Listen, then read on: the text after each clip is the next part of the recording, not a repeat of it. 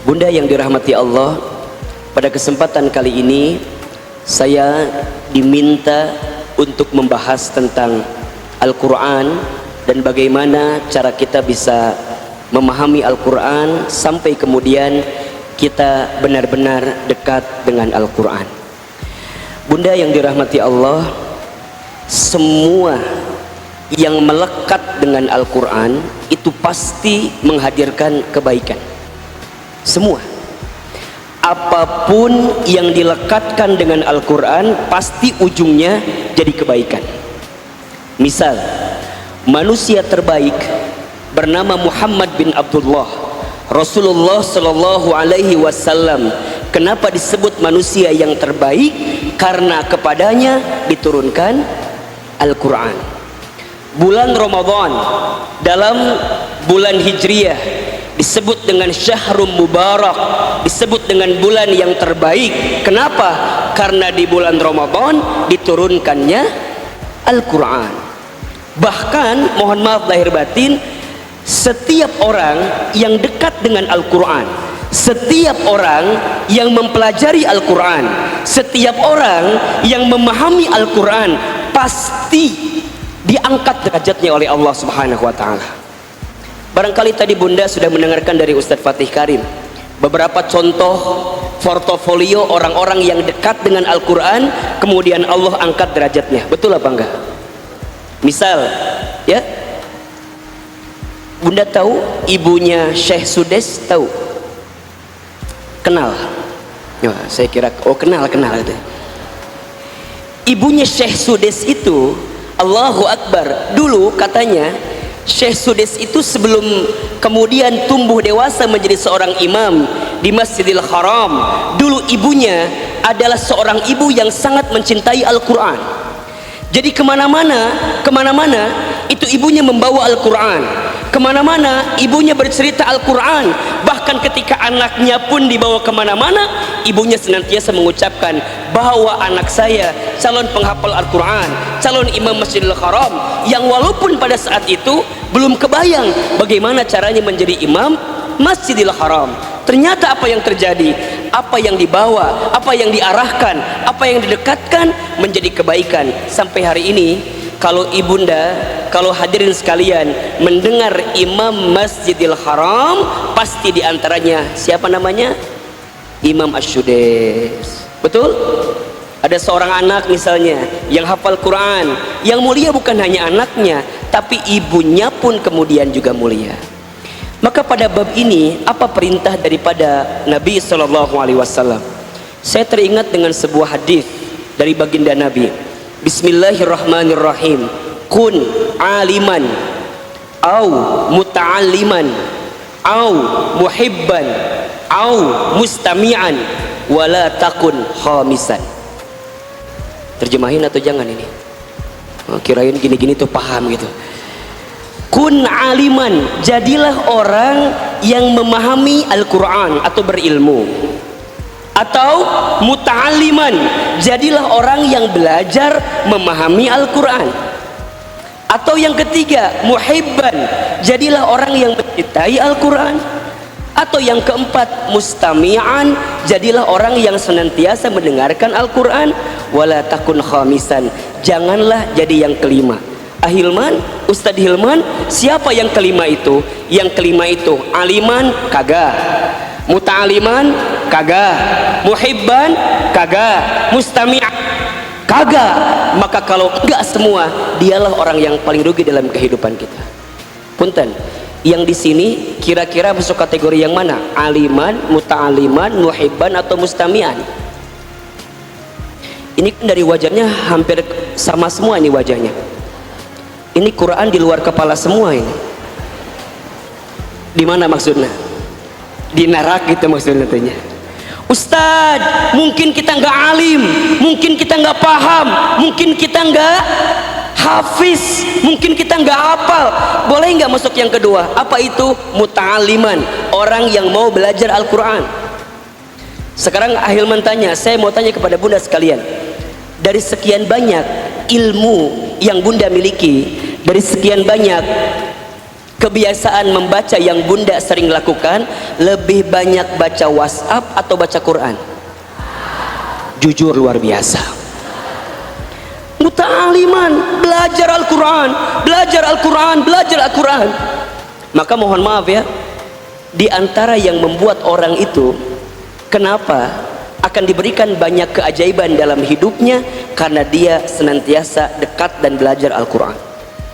Atau yang ketiga lah, belajar juga nggak mau minimal muhibban, mencintai Al-Quran, senang sama orang yang hafal Al-Quran, senang sama orang yang belajar Al-Quran, senang ada sama orang yang memahami ilmu Al-Quran, senang sama orang yang kesibukannya dekat dengan Al-Quran.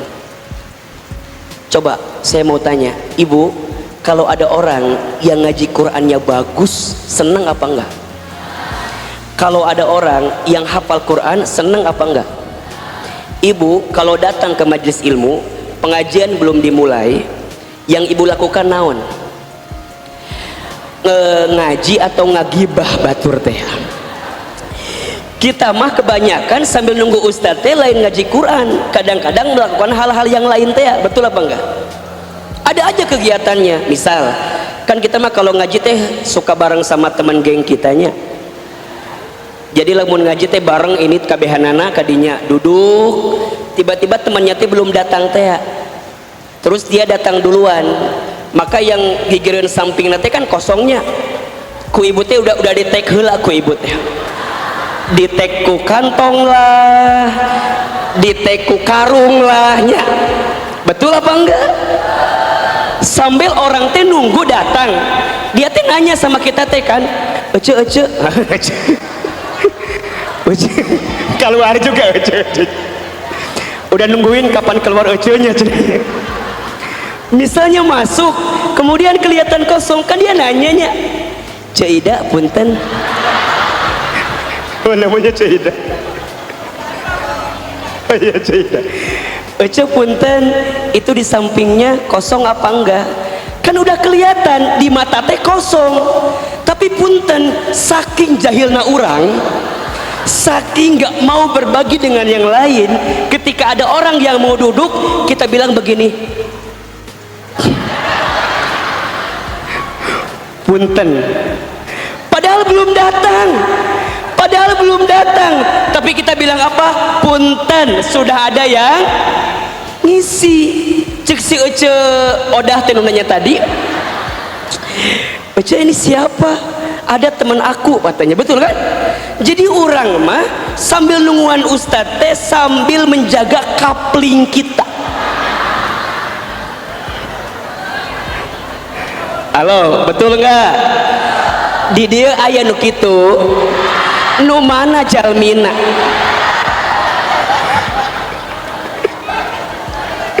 Ya Rabbi ya Karim. Di sini ada yang begitu. Ustaz mau tanya, naon sih kudu gitu segala rupa sih? Kenapa ngaji teh kudu jeung temen segeng kita kunaon sih? Asa teu ngarti alasanana. Kan Ustaz penasarannya, ku Ustaz teh ditanya, bunda ari bunda ngaji teh emang kudu sama temen gengnya? Nyanya tuh Ustaz, emang kenapa? Aku mah kalau duduknya nggak sama dia teh kayak ada yang kurang teh. Terus saya dalamin lagi kan, bun, maksudnya kurang apa? Kurang topik pembahasan. Jadi lamun jeung si eta mah diukna teh loba keneh gosip teh aya we jeung si eta mah. Ngomongin si Allah, ngomongin si Bella. Bun, justru ketika Ustadz belum datang, ngaji belum dimulai, itu teh kesempatan untuk bunda memperbanyak interaksi dengan apa? Al-Quran. Maknya atuh di pengajian ngomongkan batur, di mall ngomongkan batur, di pengajian baca sosial media, di luar maca sosial media, cik atuh ngeus di masjid mah. Betul apa enggak? Ngeus di masjid lanjutkeun deui ngomongkeun batur. Sarua keneh bolak-balik ngaranna eta mah. Mustami'an atau mustami'an, dengerin. Kan adanya orang yang datang ngaji tiba-tiba yang sampingnya teh baca Quran teh. Saking kusahdu, Masya Allah, yang lain pada baca dia langsung nangis. Hebat enggak? yang lain baca Quran, dia cuma duduk di samping orang yang baca Quran nangis. Itu yang baca kaget, hebat kamu ya, saya baca dari pagi nggak bisa nangis, kamu temaca cerik. Penasaran ditanya kan, ece Ari Ece kok bisa nangis gitu, kunaon sih? Da aku mah maca ti isuk-isuk menit bisa cerik. Kunaon teu bisa ngaji. Jadi masya Allah batur membaca langsung nangis. Kita mah dengerin orang saja bisa nangis. Makanya mohon maaf bunda, di dalam Al-Quran surat Al-Isra ayat 82. Surat naon? Al-Isra ayat berapa? 82. Perhatikan kata Allah, a'udzubillahi minasyaitonir rajim, bismillahirrahmanirrahim, wa nunazzilu, ya, dan kami menurunkan apa yang Allah turunkan ke dalam diri manusia itu minal Quran, diantaranya adalah Al-Quran. Sebagai apa? Ma huwa syifa'u wa rahmah. Quran itu sebagai obat dan kasih sayang. Obat dan kasih sayang. Punten, Ustadz mau tanya, kenapa Quran itu saking pentingnya untuk dipelajari, dicintai, dibaca dan segala macam yang tadi Ustadz sampaikan? Karena di dalamnya ada obat. Kenapa kita butuh obat? Karena hampir semua di antara kita pasti pernah punya penyakit atau sedang punya penyakit. Betul apa enggak? Penyakit ada dua. Satu, ada penyakit lahir. Dua, ada penyakit batin. Sok Ustaz mau tanya, anu hese disembuhkan teh naon? Penyakit lahir atau batin? Karunya di dia sigana di dia nang tayung KB nih wajahnya nih. Lahir bisa disembuhkan, betul apa enggak? Cacat dikit barangkali bisa dioperasi, betul? Ada naon teh bisul saeutik gitu masih bisa disembuhkan. Tapi kalau hati, punten, apalagi perempuan tuh kan makhluk yang segala macamnya pakai hati, betul apa enggak? Betul ya, semua pakai hati perempuan mah, masak pakai hati, betul enggak? Makanya enak. Jadi kalau ada perempuan yang masak gak enak, biasanya nggak pakai.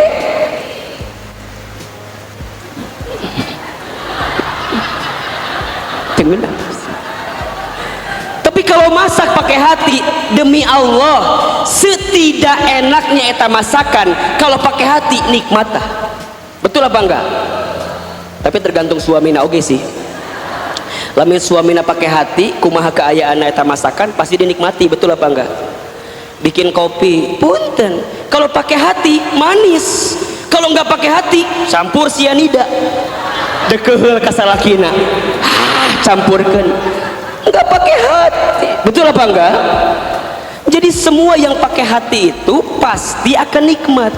Jadi mohon maaf kalau sekarang bunda sekalian, ibu sekalian punya rumah tangga tapi tidak merasakan kenikmatan, cek barangkali rumah tangganya nggak pakai hati. Tuh nu kabayang mah seuri gitu ya, nu nyadar mah heuh-heuh orang tuh pakai hati. Nggak usah jauh-jauh lah bunda, sok Ustadz mau tanya, awal rumah tangga sama setelah puluhan tahun rumah tangga rasanya beda atau sama? Kumaha beda nate? Da Ustadz mah teu apal, kumaha? Kan kalau awal rumah tangga, masya Allah, kamu yang paling terbaik dalam kehidupan, betul nggak? Bunda tahu nggak? Kamu itu orang yang paling beruntung mendapatkan aku. Benar, cek suami nate. Enggak bunda, aku yang beruntung dapatin kamu. Pasti bolak balik awal nikah, punten. Udah 20 tahun orang ada mikir bener ngomong nage. Bunda ari bunda teh sih maot liur meni asa ngariweuhkeun hirup teh.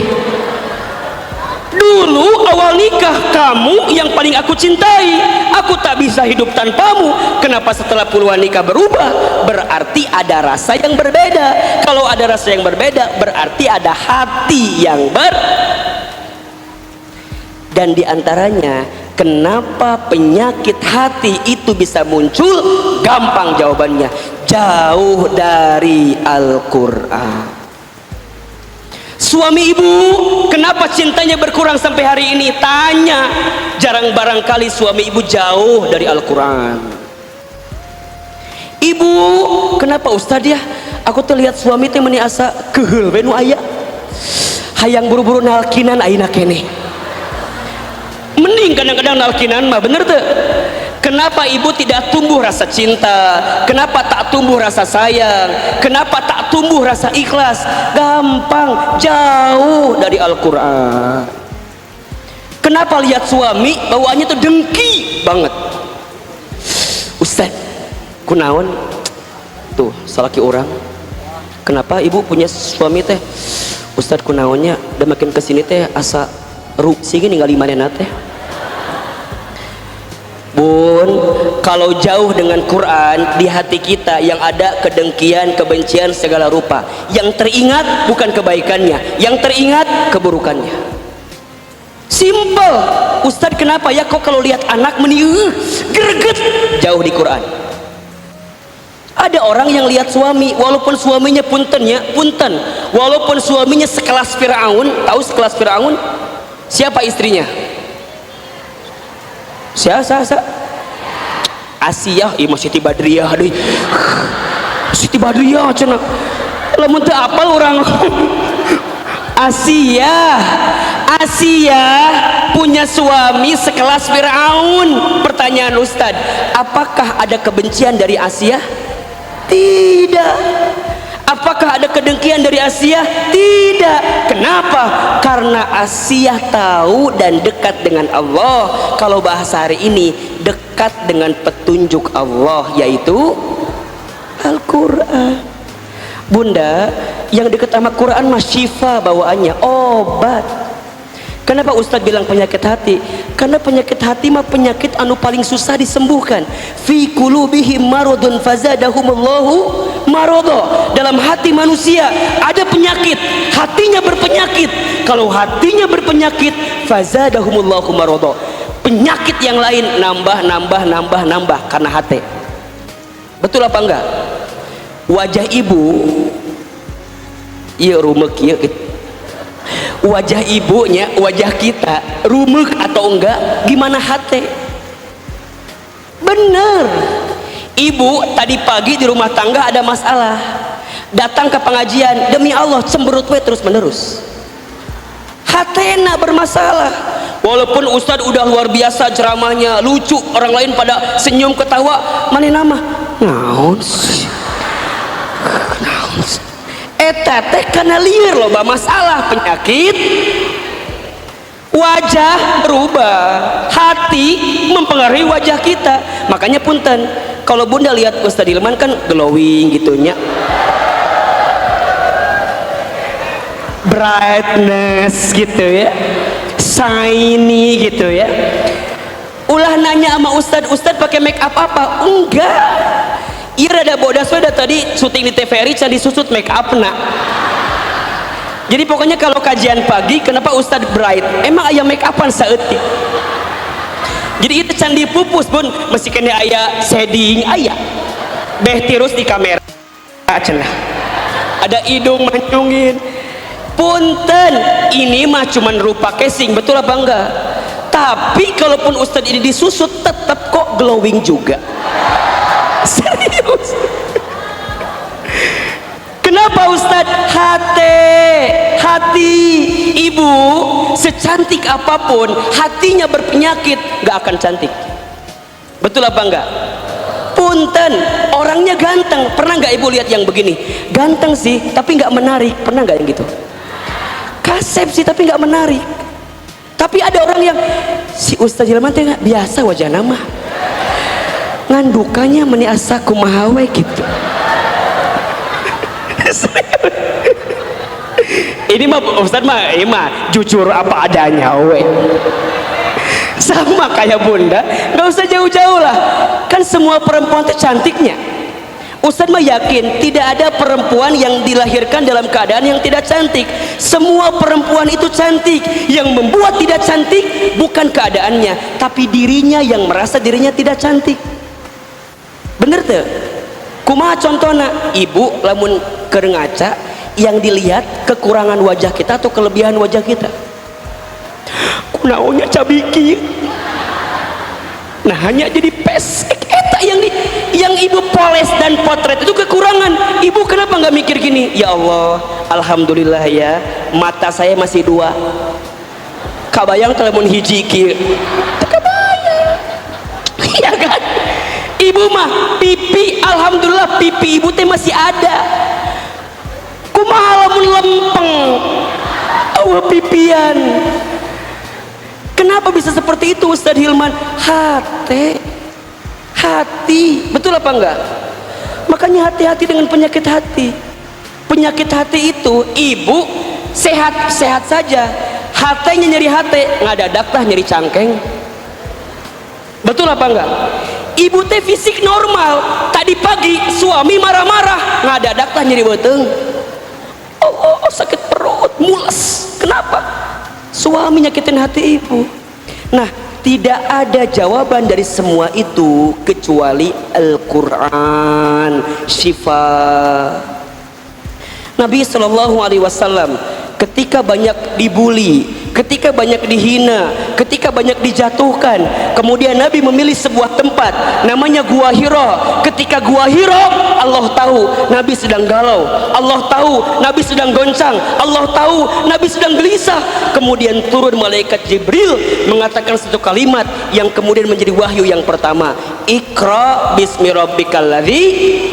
Iqra teh Quran lain, Quran. Sekeras apapun orang, kalau dengan Quran bisa lembut. Ibu tahu Umar bin Khattab? Kenal? Tuh, kenal mantu Ustaz dengan tahu merenang. Bun, Umar itu Masya Allah, sebelum masuk Islam, beliau itu adalah, kalau bahasa gampangnya naonnya, preman sepreman-premannya preman, Teta Umar. Kebayang tuh, preman sepreman-premannya preman, itu Umar. Ustadz, apa kebiasaannya? Umar itu di kota Mekah ada sebuah gunung namanya Jabal Kubes. Kalau Umar lagi bad mood, tahu bad mood? Lagi bete, kemudian Umar nongkrong di Jabal Kubes. Yang paling luar biasa, ketika Umar nongkrong, Umar ngajak teman-teman yang lain. Tapi lihat pesannya, kalian boleh nongkrong sama aku, tapi sebelum nongkrong izin dulu sama ibumu, khawatir pulang tinggal nama doang. Jadi ke Umar dikumahakan. Jadi ke Umar diapain? Dibunuh. Umar mah bete bunuh jelema, bete bunuh orang. Coba di Bogor ada nggak preman taman topi yang bete bunuh orang? Ada apa enggak? Ini mah bete bunuh orang. Masya Allah, sampai terdengar kepada telinga Nabi, ada yang namanya Umar nih tukang bunuh orang. Apa yang Nabi lakukan? Nabi deketin masih nggak mau, Nabi deketin masih nggak mau, sampai tersiar kabar adiknya Umar masuk ke dalam Islam. Maka Umar kemudian marah, Umar kemudian lari, maka datangi rumah adiknya, ditendang pintunya. Ketika nendang pintunya, Umar kemudian terdiam karena di dalam rumah adiknya sedang dibacakan Quran oleh adiknya, surat Toha ayat 1 sampai 8. Apa kata Umar? Mahadal gina, ini lagu apa? Ini lantunan apa? Ini suara apa? Kok bisa hatiku bergetar? Kok bisa kakiku terdiam? Kok bisa hidupku langsung diem? Gara-gara dengerin Al-Quran. Sampai kata adiknya, hadzal Quran, ini Al-Quran. Min, dari siapa? Muhammad sallallahu alaihi wasallam. Maka kata Umar, tunjukkan aku kepada Muhammad, antarkan aku kepada Muhammad. Ketika bertemu dengan Nabi Muhammad, apa kata Umar? Ya Muhammad, ishadu, saksikanlah, asyhadu an la ilaha illallah wa asyhadu anna Muhammadar Rasulullah. Aku bersaksi tiada Tuhan selain Allah, dan aku bersaksi tidak ada utusan selain engkau ya Rasulullah Muhammad. Kata Rasul, Umar, apa yang melembutkanmu? Apa yang membuat engkau ingin masuk Islam? Apa kata Umar? Aku mendengarkan satu lantunan yang dibacakan oleh adikku yang ternyata itu adalah sekeras apapun hati seseorang, kalau dengan Quran maka bisa lembut hatinya. Jadi bisa jadi, mohon maaf ya, kalau sekarang bunda punya rumah tangga, tapi di rumah tangga lebih banyak cekcoknya, di rumah tangga lebih banyak drum bandnya, di rumah tangga lebih banyak piring terlemparnya, di rumah tangga lebih banyak kata-kata kasarnya, kesimpulannya mudah saja, bisa jadi rumah tangga kita jauh dari Ustadz Hilman. Tuh sekarang bunda lagi bareng sama istri saya menghatamkan Al-Quran sama artinya. Jadi setiap saya pulang ke rumah, alhamdulillah bunda, saya punya istri yang baik gitu. Jadi beliau itu kalau saya belum pulang gak akan pernah tidur duluan dulu. Oh kayak siapa? Oh kok ibu tahu? Oh tadi, oh Ustaz Pati cerita itu. Oh iya. Gimana ceritanya katanya? Oh, saya kasih waktu 2 jam buat ibu menceritakan. Enggak bunda, serius, saya sekarang tuh di rumah lagi menghatapkan baca Quran sama artinya. Jadi istri saya itu sebelum saya pulang ke rumah, walaupun saya pulang setengah 12, jam 11 malam, itu nggak pernah tidur duluan sebelum saya datang. Ternyata saya baru tahu bunda, serius ini mah, istri yang dilembutkan dengan Al-Quran itu menambah kesuksesan bagi suaminya. Makanya ibu nih, ibu kan nggak kerja misalnya, ibu nggak usaha, ibu nggak dagang, ibu nggak usah khawatir, ibu masih punya cara untuk berkontribusi kepada suami dengan cara dekatkan hidup ibu dengan Al-Quran. Ulah sampai kieu, suamina jauh ti Quran, istrina jauh ti Quran, ari hayang boga budak hafiz Quran teu nyambung. Betul apa enggak? Dia pengen suaminya hebat, istrinya pengen hebat, anaknya pengen hebat, tapi di antara kebiasaan keluarganya enggak ada yang dekat dengan Quran. Maka jangan kaget kalau Nabi pernah menyampaikan dalam sebuah hadisnya, nawiru manazilakum bis salati wa qiraatil Quran. Terangilah cahaya rumahmu dengan salat dan Al-Quran. Maka artinya kalau rumah tangga ibu pengen bercahaya, diberikan ketenangan, ada jalan keluar, dapat petunjuk, gak usah jauh-jauh, evaluasi bagaimana cara bunda mendekati Al-Quran. Bener, misal suami ibu itu gak pernah punya waktu buat baca Quran, kira-kira ibu punya waktu apa enggak? Banyak kan? Sok peperihun matu suami enggak bisa baca Quran. Dan kadang kita makannya sama suami itu hopeless kan ya, hopeless kumaha Ustad, dan suami aku mah atuh kumaha Ustad, lamun baca Quran tuh meni lila sajam, maca Al-Fatihah ge meni sajam, emang kumaha atuh dah hese masa lagi bibi bismi urang geus ka mana can beres-beres aya anu kitu. Bun, kalau suami nggak bisa baca Quran teh jangan dipoyok teh, jangan dihina. Ayah coba baca Quran, bismillah, balik mana mas ya.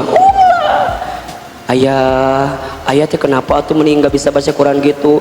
Iya maafin ya bunda, iya nggak apa-apa, kita belajar ya, kita panggil guru ke rumah ya. Tuh, Ari bunda bisa baca Quran? Bisa, sok cobaan. Oh ternyata sarua tak bisa oge urang teh ya Robi ya Karim Ari suka teh ngomong teh bisa, cek suami teh kita teh ternyata samanya bunnya, kita teh saruanya ayahnya. Ya udah tuh kalau gitu mah kita teh belajar bareng-bareng. Tuh kudu malu atuh bun, kudu malu kalau kita nggak bisa baca Quran, demi Allah.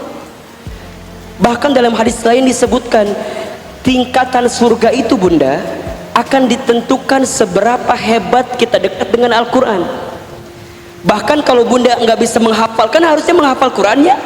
Ternyata nanti surga kita akan berhenti di mana, sampai tingkat tertinggi tergantung hafalan Quran kita. Ustadz kumaha tuh kalau bunda cuma bisa kulhu doang, itu nanawan daripada ente sama sekali kulhu deui, tapi maknya atuh sih nges 60 tahun tulhu deui kulhu deui atau kuliah minimal mah. Bener tuh, ada kulhu, ada kuliah. Kadang-kadang mohon maaf, yang membuat kita tidak bisa baca Quran itu bukan tidak bisanya, karena kita nggak pernah mau berkorban untuk belajar Al-Quran. Ustadz atuh dah isin ngeskolot kieu mah ngaji lagi kumahanya meniasa arera belajar ngaji teh ulah bun. Makanya kalau ibu nggak mau malu, temukan teman yang seusia ibu yang bisa baca Quran oke. Ulah ima usia 60 tahun dah yang gaya teh gaul jeung 17 tahun. Oh Ustaz, aku nggak biar aku nggak ketinggalan gelis teh ya. Jadi aku mah gabung sama yang ulah ka urangna jadi erang gitu. Sok cari di sini. Makanya berkali-kali Ustaz Hilman suka bilang begini, kalau taklim kayak gini mah sakalian bunda, betul apa enggak? Ngaji publik begini sekali jadi balik selesai. Makanya habis ngaji publik begini, habis ngaji umum begini, bunda kudu punya halako belajar yang detail tentang ilmu-ilmu penting dalam kehidupan kita. Naon contohnya, gak usah jauh-jauh, fikih misalnya. Orang teh pembahasan nulis kemana-mana, tapi mohon maaf, wudu gecan bener. Betul apa enggak? Cuman kan di bab kayak begini nggak bisa dibuat publik ngaji wudu hiji nepi ka jam 1 ngajina. Makanya Ustadz nggak bisa kan ngajarin harus detail kayak begitu. Kalau ngaji begini motivasi bawaannya, kasih motivasi. Pulang dari sini temukan grupnya, bikin kajiannya, belajar fikih 3 orang 4 orang, ajak gurunya. Kalau bunda barangkali mohon maaf, kan banyak sekarang guru-guru muslimah. Praktek wudhu bisa dengan cara prakteknya langsung. Kan kalau dengan ustadznya agak rada hese merenan. Betul apa enggak? Quran, sok belajar tahsin. Apalagi sekarang ada Bina Nisa Center nih. Tuh ada apa aja nih program tuh. Tahsin, tajwid, tahfidz, tafsir, tamyiz. Sok ibu pilih mau yang mana. Ini dibuka nggak bunda pendaftarannya? Dibuka. Udah tutup belum? Belum dibuka. Udah tutup jangan-jangan. Oh belum. Ini baru mau dibuka nih. Sok ikutan. Ada kok banyak halaqah ngaji Quran. Jangan malu. Lebih baik kita malu di dunia daripada malu di akhirat. Keteh punten ditanya, Cida kadieu. Cek Allah ditanya, bisa baca Quran tuh? Tuh ya Allah. Kumaha coba? Kalau ibu ditanya sama Allah nggak bisa baca Quran, malu apa enggak? Malu. Nggak ada yang bisa jadi bekal kita berjumpa dengan Allah. Lebih baik malu di dunia daripada malu di akhirat. Lebih baik diomongkan di dunia daripada bunda nggak punya amunisi buat bekal berjumpa dengan Allah. Karena surga kita tergantung Quran kita. Dekatkah Quran kita, dekat surga kita. Baik Quran kita, baik surga kita. Ayo jangan malu. Ustadz aku teh pernah belajar Quran tapi diomongkan ku batur. Naon cenah? Ih mending ngerakeun geus kolot teu bisa maca Quran. Baik. Ulah didenge naon? Saya eta mah ka urang ge wudunan teu bener teu? Ngongkosan teu bener teu? Kecuali dia ngongkosin ka urang. Ieu mah wudunan teu, ngongkosin enggak, ngomongin kita, buat apa didengerin? Betul apa enggak? Bunda ngaji bikin di grup teh, yuk kita bikin halaqah Quran. Ada yang komen, cie ahli surga bae we daripada mane ahli neraka. Nah lieur ka urangna. Udah kita mah positif we hidup teh. Bunda emang gak malu belajar Quran udah kolot daripada kamu gak belajar Quran sama sekali? Aku mah takut kata Ustaz Hilman oge, keayaan kubur kita teh tergantung Quran kita. Terang tidaknya kuburan kita tergantung Quran kita. Kabayang tuh kalau bunda, suami bunda, anak bunda tidak ada yang punya bekal Quran, kabayang nggak bagaimana keadaan kubur kita? Gelap, sempit, kotor. Quranlah yang akan menyembuhkan dan menyelamatkan kita semua. Makanya bunda yang dirahmati Allah, kalau sudah pada bab Al-Quran ini, banyaklah keajaiban dalam hidup. Sesulit apapun keadaan kita, kalau punya Quran dibuka jalannya sama Allah. Bunda, saya bisa ke Amerika dulu waktu SMA. Kalau boleh bicara latar belakangnya, karena Quran. Saya masih ingat banget bunda, waktu tes ke Amerika itu AFS. Saya itu kan baca nih bading, ada tulisan dibuka pendaftaran ke Amerika Serikat. Saya tuh baca, pengen ikutan, tapi ngerasa nggak bisa bahasa Inggris. Kebayang tuh, pengen ikutan ke Amerika tapi tidak bisa bahasa Inggris, kan rada gelo, bener tuh. Tapi pengen gitu loh. Terus kumaha Ustadz? Ya udah, pas Ustadz baca, di situ dikasih keterangan kalau yang mau ikut silakan datang ke Le Bahasa. Sampai ke Le Bahasa, ketemu sama teman-teman lain. Apa yang terjadi? Kata teman-teman, Hilman, iya, kamu ikutan tes ke Amerika? Heeh. Emang kenapa? Kamu kan gak bisa bahasa Inggris. Mas Buloh. Naon Mas Buloh teh? Masalah buat lo. Kata teman saya, atau percuma, ngapain buang-buang waktu. Saya bilang, oh ya sudah kalau gitu. Saya lihat ke kanan ketemu laki-laki, teman-teman saya ngeremehin saya, tapi saat ke sebelah kiri saya menatap satu wajah yang jadi masa depan saya, perempuan yang saya sukai. Kan wajar tuh merenannya. Dulu anak SMA saya waktu pesantren suka sama akhwat satu orang itu. Udah, singkat cerita saya tes. Apa yang terjadi? Waktu sebelum tes saya doa sama Allah, ya Allah, mudah-mudahan tesna ulah bahasa Inggris. Naon we lah, macul bae pokokna mah. Pokokna ulah bahasa Inggris we pokokna mah. Bahasa Sunda naon we? Tiba-tiba setengah jam kemudian datang guru bahasa Inggris, manya Sunda atuh. Ke Amerika merenang.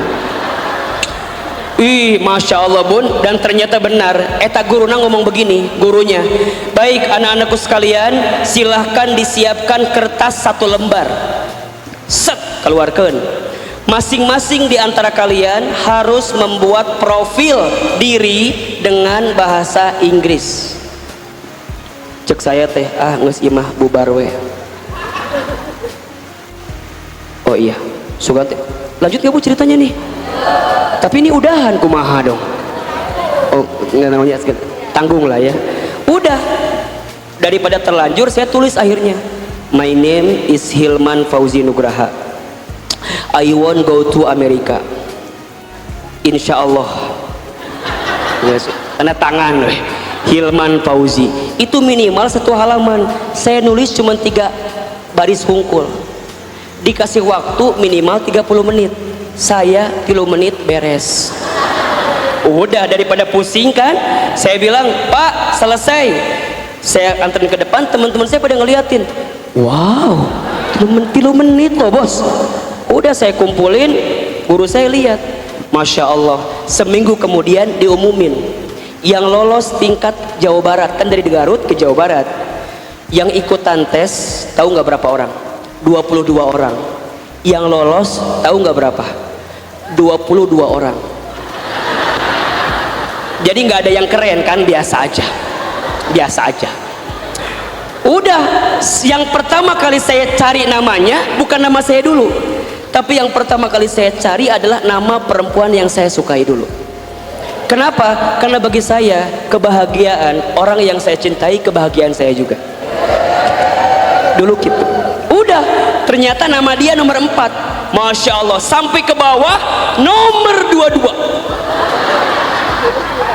Tahu ada nama siapa di situ? Masya Allah, Hilman Fauzi. Saya marah dong bunda. Ini seakan fitnah akhir zaman kan? Ada hoax di situ. Udah, saya bilang sama guru saya, Pak, kok nama saya ada? Emang kenapa? Harusnya saya nggak lolos Pak. Emang kenapa? Orang saya cuma ngisi gitu doang. Kata guru saya, Hilman, kemarin di sekolah itu cuma tes formalitas doang. Oh, jadi bukan karena saya pinter Pak. Jelas lah, maknanya mah bisa naon sudah manja kamu pinter. Udah, terus kumaha? Kata guru saya, siap-siap ya, minggu depan kita ke Bandung tes Jawa Barat. Masya Allah bunda, saya senang banget ke Bandung. Ada 2 yang bikin saya senang. 1, saya pertama kali ke Bandung, can pernah ke Bandung. Dan saya mah dulu jelema miskin gak punya apa-apa.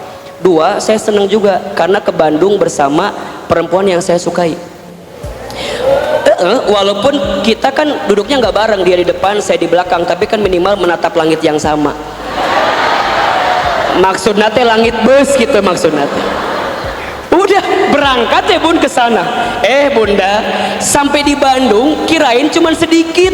Masya Allah, ternyata seluruh SMA se-Jawa Barat hadir di situ. Saya bilang sama guru saya, Pak, naon Hilman, minta ongkos Pak. Naon, yang balik. Udah pasti nggak akan lolos deh kan. Tapi ternyata bunda, saya bisa lewat tegar kan, masuk. Datang panitianya, kita akan tes 3 tahapan. Tes pertama interview. Saya doa dong, ya Allah, interviewnya mudah-mudahan jangan pakai bahasa naon we lah, Sunda hayu pokoknya mah. Indonesia haduh. Ternyata Masya Allah, tes pertama interview pakai bahasa Inggris dengan native speakers from Amerika. Langsung jeng bule di Amerika. Nggak sih mau balik ya malah. Saya udah bilang sama guru saya, Pak, saya pulang aja lah, udah pasti nggak lolos. Udah cobain dulu. Udah, saya masuk ke dalam, udah nothing tulus teh nya. Kieu atuh da lempang lagi, udah sieun teh ya, kieu. Da sieun ditanya teh ya. Udah, saya duduk ditanya sama si interview itu. Oke, Hilman. Yes. What's your name? Nanya, masih ngerti kan? Hilman Fauzi Nugraha. Oke, Hilman, please describe your background.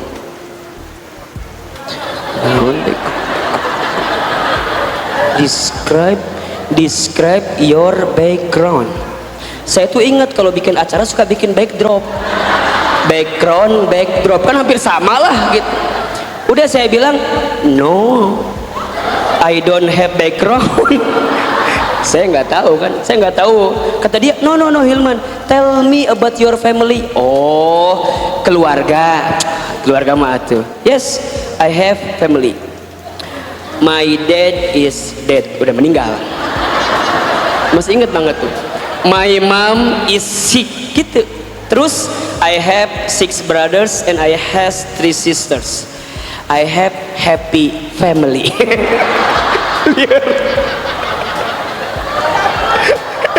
Kata si bule langsung senyum ke saya.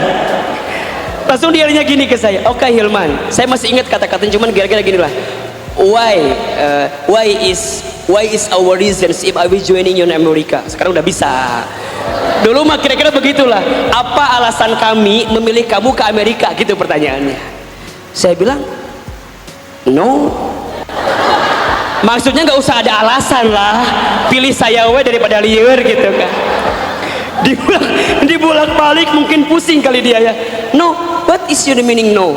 No. Yes, you choose me Amerika, udahlah. Udah bunda, Masya Allah, udah nggak kemana-mana liur merenannya. Ditanya deh, oke Hilman, what is your future? Apa tujuan, apa harapan kamu pengen ke Amerika? Saya masih ingat kalau yang keterima ke Amerika tuh yang punya visi misi ke depan bagus gitu. Saya bilang yes, because I want to be presiden. Tadi mah yang ngejawab pemimpin, cuman kan nggak tahu Inggrisnya naon gitu. Udah tereh presiden. Terus dia nanya lagi ke saya, oke Hilman, what is your step if you want to be presiden? Step. Saya kan nggak sakit kepala kan, step kan pajak. Saya bilang step. No, I'm not step. Eta meren si bule ngesliur kak bun ke saya.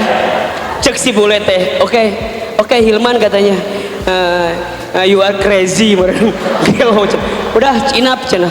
Saya keluar bunda, Masya Allah, itu minimal dikasih waktu 30 menit interview. Saya 7 menit keluar dah. Udah bunda, saya keluar, di luar saya doa, saya duha nungguan batur kan. Udah, pas interview kedua diumumin. Interview kedua tesnya wawancara pakai bahasa Indonesia. Maknya tuh bisa, menurut tuh. Udah saya jalan, semangat dah. Ditanya kan, nama kamu siapa? Saya jawab, nama saya Hilman Fauzi Nugraha. Hilman isi masdar dari fi'il madhi halima yahlamu hilmanan, artinya sumber kelemah lembutan.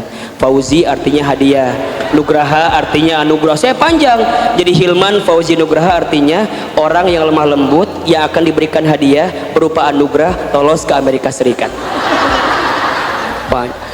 Kan saya ngomong bahasa Arab tuh, terus dia nanya, kamu bisa ngomong bahasa Arab ya? Bisa. Ya sudah, coba ceramah pakai bahasa Arab. Wah, saya pakai bahasa Arab tuh. Alhamdulillah qad a'tana ni'matan katsiratan wa ni'matan azimatan hatta nastati an najtami fi hadal makan al mubarak wa la tansa salatan wa salaman. Dia amin amin amin. Ini malah lain doa, saya bilang gitu. Udah panjang kemana-mana ditanya lah, Hilman boleh ceritain keluarga kamu? Saya itu Bun kalau udah cerita bisa bikin orang nangis. Saya cerita sampai itu yang interview nangis, sedih banget ya guys. Saya bilang kakak jangan nangis, aku aja yang ngalamin gak nangis gitu. Terus dia nanya, Hilman kenapa kamu harus lolos ke Amerika? Saya bilang saya anak yatim, saya orang susah. Kalau saya ke Amerika, di kampung saya akan dibuatkan patung oleh kampung saya dan jadi sejarah lah panjang. Dia udah nangis kemudian dia ketawa bikin alasan panjang lebar. Terakhir saya ditanya, di sini kamu nulis hafal Quran ya? Saya bilang belum semua sih. Berapa juz? Saya bilang 15 juz. Boleh dites apa enggak? Dites sama dia Bunda. Pas kebetulan yang dia baca itu yang saya hafal. Untung yang saya hafal. Masya Allah, bereslah semua dites. Kata dia di akhir, dia bilang gini, Hilman selamat ya, saya sangat senang sama karakter kamu, profil kamu, apalagi kamu hafal Quran. Ini mau ke Amerika, Amerika tuh dunianya begini begini begini. Kalau kamu punya Quran, kamu bisa menjaga diri kamu.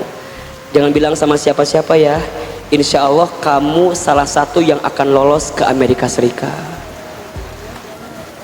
Bunda, udah beres itu, yang lain interview 30 menit, saya interviewnya 1 jam setengah. Beres interview saya keluar, kan tadi majalahnya begini kan, sekarang beda. Kia tidak. Udah Bunda, udah pede, akhirnya diumumin ke Garut pulang, diumumin 4 orang yang lulus ke Amerika. Tapi saya sedih, karena di antara namanya nggak ada nama perempuan yang saya suka itu. Tapi nggak masalah, karena di antara cinta yang paling tulus mendoakan orang yang kita tidak cintai dan tidak dapat itu. Udah biarin aja. Singkat cerita saya berangkat ke Amerika, berangkat ke Jepang karena harusnya setahun di Amerika, tapi ada bom Bali waktu itu jadi 6 bulan. 6 bulan kemudian ke Amerika, ke Jepang. Dari Jepang punya hafalan lagi, lanjut ke Libya Timur Tengah. Di Libya nggak selesai, kemudian karena ada kasus Muammar Gaddafi waktu itu, kemudian dipulangkan ke Indonesia, ketemu dengan ayah angkat namanya Dr. Syafi'i Antonio, sekolah di Tazkiyah, semua S1, S2, S3 semua sama Bunda, mereknya satu, Jazakallahu khairan katsiro, artinya beasiswa. Beasiswa itu terbuka karena Al-Quran. Dan hari ini perempuan yang pernah saya tatap wajahnya, sebutkan namanya, menjadi ibu dari 2 anak perempuan saya. Karena apa? Al-Quran. Saya dengan istri saya, mungkin Qurannya banyak ke istri saya, karena beliau dari pesantren langsung ke Jogja, 30 juz selesai di Jogja. Saya enggak Bunda, tapi karena Quran lah yang menyatukan kita gitu loh. Jadi kalau dengan Quran jangan pernah khawatir kehilangan rezeki kita, karena dengan Quran itulah dibuka rezeki kita. Hari ini mau ngapain? Masya Allah Bunda, seakan dunia itu dekat dengan kita. Ibu saya almarhumah belum sempat barangkali bisa berangkat haji dan umroh ke Baitullah, tapi karena ada anaknya yang barangkali menguasai Al-Quran, memahami Al-Quran, bisa Al-Quran, saya bisa membadalkan ibu saya kapanpun terserah saya mau. Saya bisa di TV hari ini nggak pernah kebayang Bunda, dulu nggak pernah kebayang, di kampung orang susah, anak yatim, piatu bahkan. Tapi kenapa Allah buka jalannya? Satu, Quran. Maka ibu, bapak, bunda sekalian, jangan khawatir kalau anak bisa punya Quran. Justru kita harus khawatir kalau sampai usia ini kita masih punya anak-anak gak ada di antara mereka yang dekat dengan Al-Quran. Karena bekal bunda sekalian itu akan dibuka saat bunda dekat dengan Quran. Kalaupun kita gak dekat dengan Quran, minimal anak kita dekat dengan Quran. Kalau bunda sekarang mengeluarkan biaya nih untuk anak, SDIT, pesantren, mungkin gede biayanya, jangan dianggap pengeluaran, karena itu bukan pengeluaran, itu namanya investasi.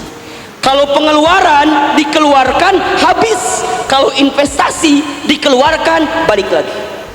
Sok bunda cari guru yang ahli Al-Quran, cari pesantren yang bagus Al-Quran, cari STIT yang bagus Al-Quran. Ustadz, tapi mahal ya. Jangan khawatir, karena itu investasi, bukan pengeluaran. Paham sampai di sini? Jelas sampai di sini? Maka yakinlah, orang yang dekat dengan Quran adalah orang yang akan dimuliakan oleh Allah Subhanahu wa Ta'ala.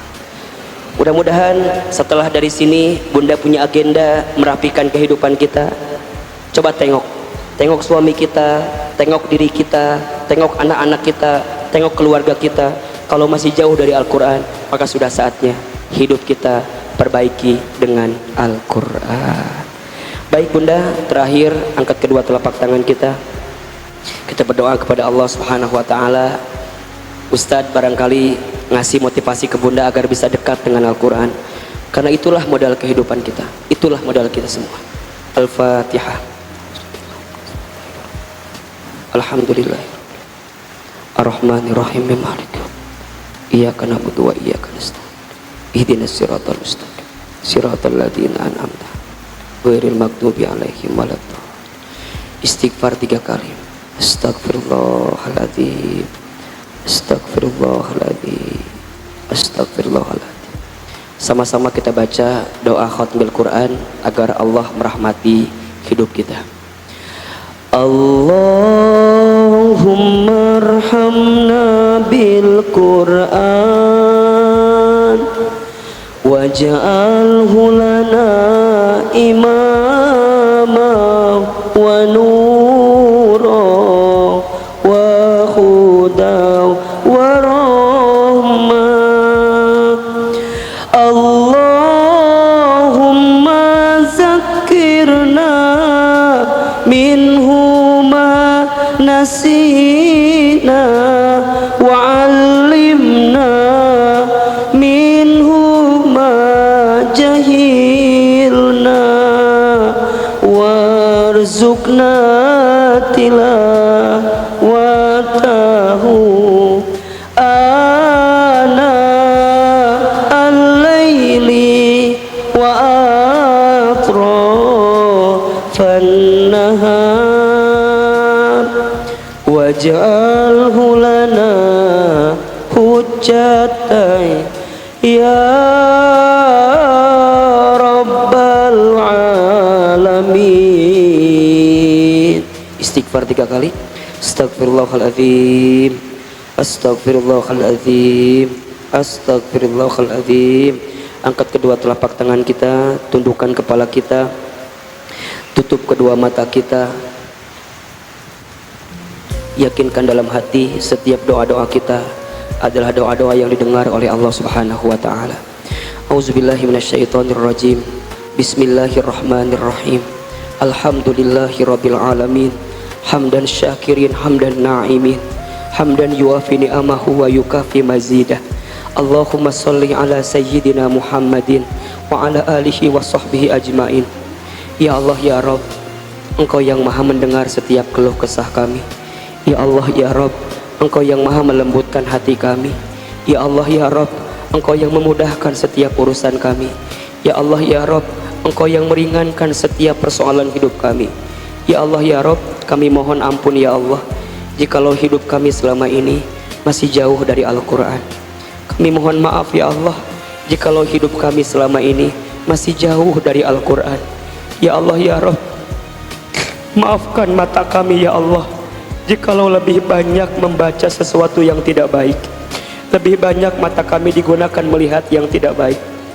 Lebih banyak mata kami digunakan melihat yang tidak bermanfaat. Lebih banyak mata kami digunakan untuk sesuatu yang sia-sia. Maafkan mata kami ya Allah jikalau tidak banyak Quran yang kami baca.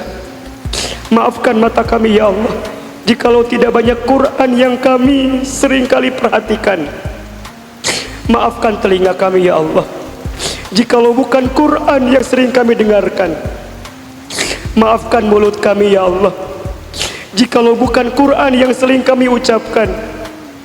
Maafkan tangan kami ya Allah jikalau bukan Al-Quran yang sering kami bawa, bukan Al-Quran yang sering kami buka, bukan Al-Quran yang sering kami tunjuk ya Rabb. Maafkan kaki kami ya Allah Jikalau bukan ilmu tentang Al-Quran yang kami datangi, bukan majlis tentang Al-Quran yang kami datangi, ya Allah, kami mohon ya Allah, di sisa usia kami, izinkan kami untuk menjadi ahli Al-Quran ya Allah. Di sisa usia rumah tangga kami, izinkan rumah tangga kami rumah tangga yang ahli Al-Quran ya Allah. Di sisa usia anak-anak kami ya Rabb, izinkan takdirkan anak-anak kami menjadi anak yang ahli Al-Quran, anak-anak yang bisa membaca Al-Quran, anak-anak yang bisa menghafal Al-Quran, anak-anak yang bisa mengamalkan Al-Quran. Kami mohon ya Allah, mungkin kami orang tuanya masih jauh dari Al-Quran, mungkin kami orang tuanya belum hafal Al-Quran, mungkin kami orang tuanya tidak bisa membaca Al-Quran, tapi kami mohon ya Allah, di antara anak-anak kami, jadikan mereka ahli Al-Quran. Karena kami yakin ya Allah, anak-anak yang ahli Al-Quran tidak akan pernah meninggalkan kami saat kami tua. Anak-anak yang ahli Al-Quran tidak akan menelantarkan kami saat kami tua. Anak-anak yang ahli Al-Quran tidak akan pernah membentak kami saat kami tua. Anak-anak yang ahli Al-Quran tidak akan marah kepada kami saat kami lupa melakukan sesuatu ya Rabb. Maka ya Allah ya Rabb, takdirkan sebelum kami wafat, kami bisa melihat anak-anak kami yang hafal Al-Quran. Sebelum kami wafat, izinkan kami bisa melihat anak kami rajin membaca Al-Quran. Jangan sampai kami wafat, tidak ada satupun di antara anak keturunan kami yang tidak bisa baca Quran ya Rabb. Allahu Akbar. Maafkan kami belum bisa menjadi ibu yang baik ya Allah. Maafkan kami belum bisa menjadi ayah yang baik ya Allah. Maafkan rumah tangga kami masih rumah tangga yang belum baik ya Allah.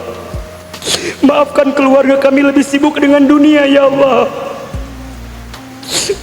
Kami berumah tangga lebih lelah, lebih capek dengan dunia ya Allah. Padahal ada Engkau yang harusnya kami utamakan ya Allah. Maka ya Allah, jadikan wasilah taklim kami pagi ini membuat kami semakin kenal dengan Al-Quran, semakin kami cinta dengan Al-Quran, semakin kami dekat dengan Al-Quran. Karena bacaan Quran kamilah yang akan menjadi syafaat ketika kami hari kiamat ya Allah. Maka ya Allah, teguhkan iman kami ya Allah, kuatkan niat kami ya Allah. Berikan kesempatan untuk kami belajar Al-Quran sebelum akhir hayat menjemput kami ya Allah. Izinkan kami bisa membaca Al-Quran dengan cara yang baik, tahsin yang baik, tajwid yang baik, makharijul huruf yang baik, sebelum kami diminta pertanggungjawaban oleh-Mu ya Rabb. Ya Allah, dari sekian banyak ayat Al-Quran, dari sekian banyak surat Al-Quran, izinkan kepala kami bisa menghafal Al-Quran ya Rabb. Walaupun sedikit ya Allah, walaupun sedikit ya Allah. Mudahkan niat kami ya Allah, mudahkan tekad kami ya Allah, agar saat Engkau menjemput kami, kami dalam keadaan menjadi ahli Al-Quran ya Allah. Ya Allah ya Rahman ya Rahim, kumpulkan kelak kami di surga bersama ahli Al-Quran ya Allah. Kumpulkan kami di surga bersama penghafal Al-Quran ya Allah. Kumpulkan kami di surga bersama orang yang rajin baca Quran ya Allah. Kumpulkan kami di surga bersama orang yang mencintai Al-Quran ya Allah. Kumpulkan kami di surga ya Allah bersama orang-orang yang dekat dengan Al-Quran ya Allah.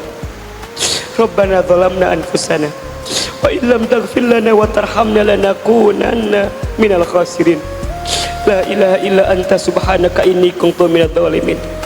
Allahumma arhamna bil Qur'an, Allahumma arhamna bil Qur'an, Allahumma arhamna bil Qur'an.